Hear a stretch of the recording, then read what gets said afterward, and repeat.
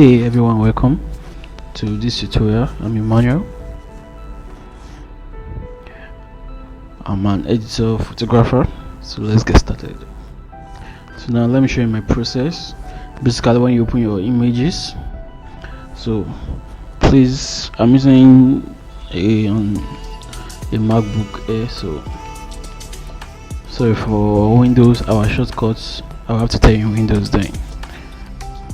We got very used to Windows for a bit. So okay, so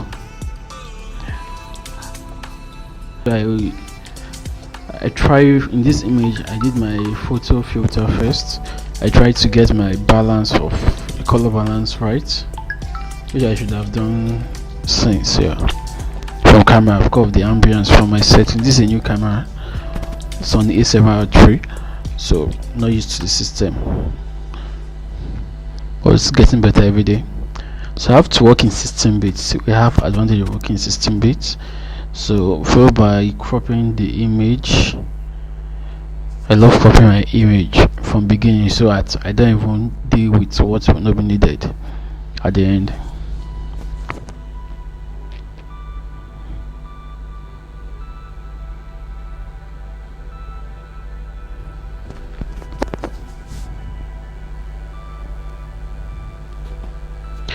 So now I'm trying to do my normal adjustments. So I'm putting on my curves layer just to try and get my color right, my white balance, which was supposed to have been done in camera.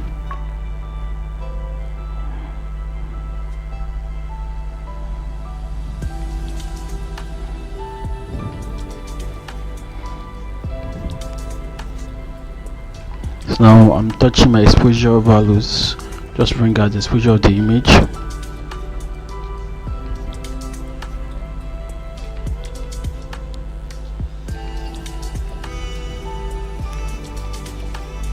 So now as you can see, put them in a group and add it to the image. That's using Ctrl+Shift+E on your PC. Sorry for Mac users, I'm not so good in Mac. I just started using Mac some weeks ago, so the shortcuts, and but I know them on Windows, so I can easily see that. So now I put a hue saturation layer. As you can see, I remove the colors because the colors on the skins were to me too much from the camera. It pops out a lot of colors, and for my prefer working on a neutral color so I can tweak it the way I want.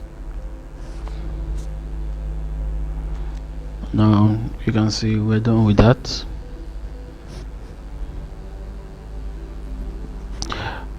Now I use this action called Portrait Pulp by Pixel Perfect on YouTube. You can follow him.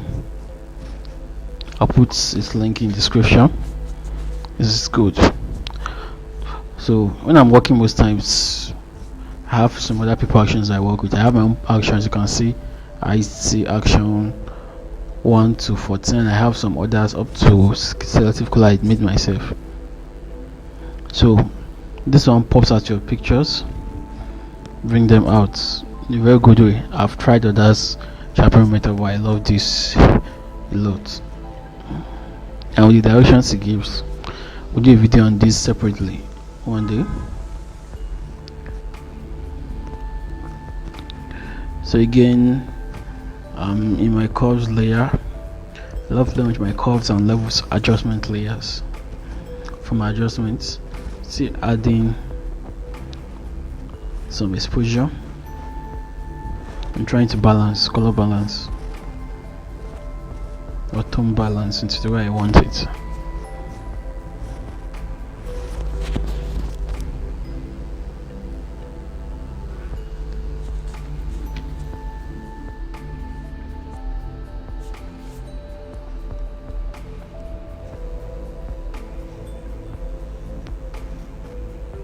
So I take the curves adjustment layer down.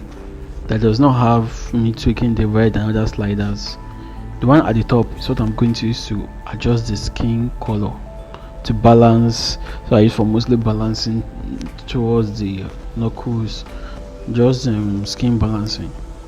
So for now I duplicate my layer. I want to enter my capture So I want to enter my camera raw on my Photoshop.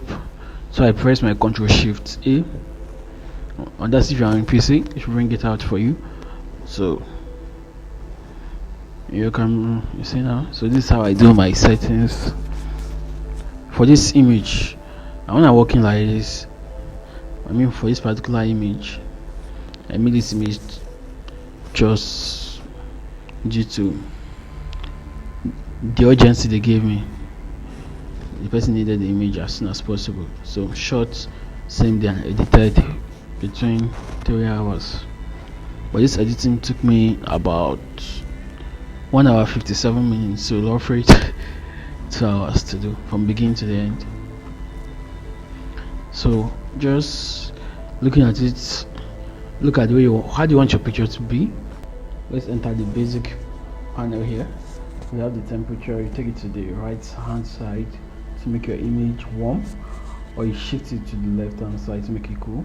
We have the tint. You want to add a little bit of green tint to your image.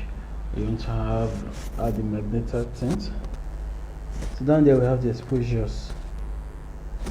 So for the exposure, I reduce it a little. The contrast, I love reducing the contrast of my image. And then the highlight, you can take it down to bring out overblown highlight. But here I felt like increasing it a little. The white too. So shadows are the shadows in the image, right? The highlights, or the black is the black in the image. So down of it we have coming up the texture.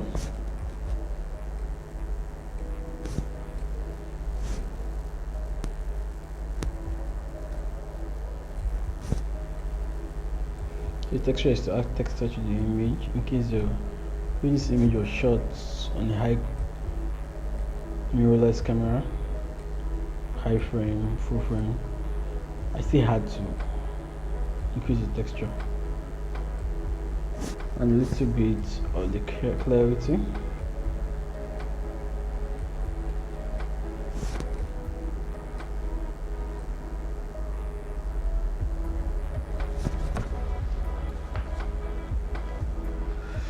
Now we have an idea is just lock them with it a little, put them on the minus. So now I have my vibrant slider. I love most times reducing the colors from here.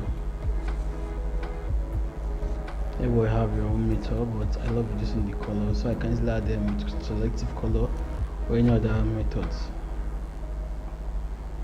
So I left my curves, I went to my sharpening.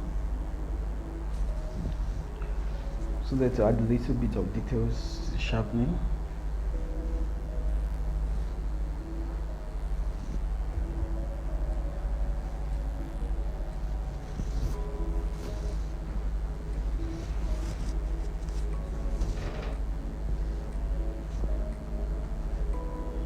So your color noise reduction, in case you have noise in your image, noise reduction, or just add a little black dot in the image.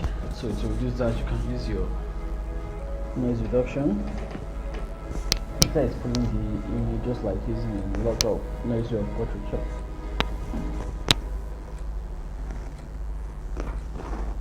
So enter a color stack. So I use and play the colors. We have the red, orange, yellow, green, aqua, blue, purple, and glitters like that for all of the luminance, for saturation and hue. So I just like things all this like that to bring out my image.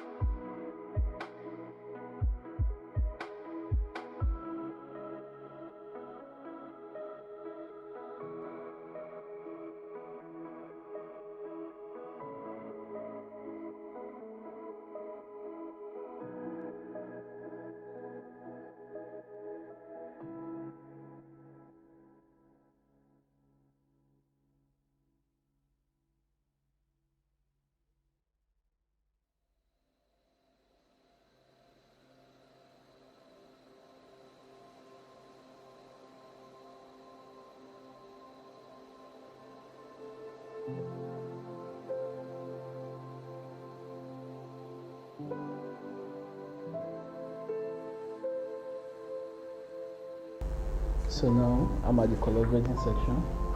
You want to color grade your image button most times, and that's why color grading image here. I do my color grading after the whole color correction, frequency separation. Even later I do last, most times it's more like my eyes and teeth whitening, so it won't affect the image. Any effect I'll put. You see now my calibration. Since I'm working on the image I have blue, okay, let me enter the blue there and see what it gives me. So basically this is the end of this first section. So now it will be entering into frequency separation. Like I do my frequency separation.